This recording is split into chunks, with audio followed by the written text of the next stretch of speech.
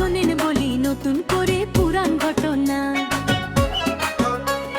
শোনেন শোনেন জাহাপনা, শোনেন রানী 6 জনা, শোনেন বলি নতুন করে পুরাণ ঘটনা। এক যে ছিল বাদশা, তাহার ঘরে ছিল 7টি রানী। ছোট রানী মা হইবে, লোকে করে কানাকানি। 6 রণীতে যুক্তি করে বাদশা তাহা জানে না, শোনেন বলি নতুন করে পুরাণ ঘটনা। ছোট রানী জান হারালো, জন্ম নিল 7টি ছেলে। 6 রানীতে যুক্তি করে পুঁতে রাখে মাটির তলে। পরে একটি মেয়ে হলো 6 রানী তা জানে না, শোনেন বলি নতুন করে পুরাণ ঘটনা।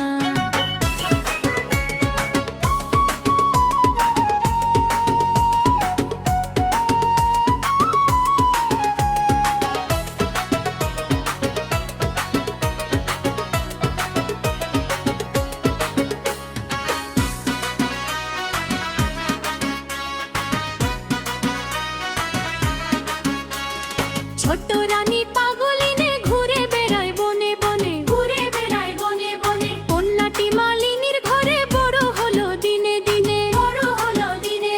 7 ভাই তার চম্পা হলো দরবেশেরই ছলনা, শোনেন বলি নতুন করে পুরাণ ঘটনা। সওদাগরের পুত্র যে সওদা করে হাটে হাটে। সেই কন্যার শনি তাহার দেখা হলো নদীর ঘাটে। বাদশা জাদির রূপ দেখিয়া মন হইল তার প্রিয়, শোনেন বলি নতুন করে পুরাণ ঘটনা।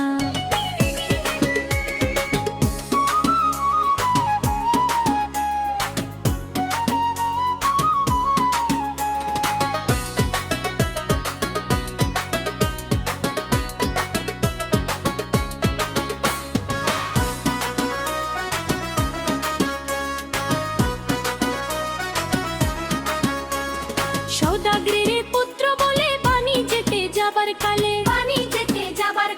আজগো একটি আয়না দিলাম, দেখতে পাবে দূরে গেলে।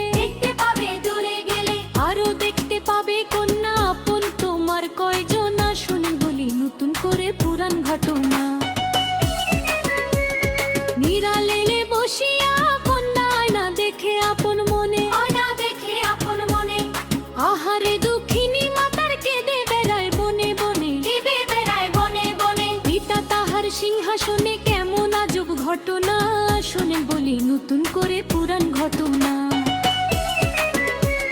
সেদিন মালিনী প্রথম জন্ম কথা বলে তারে। 7 ভাই জাগরে জাগো, কন্যা ডাকে বারে বারে।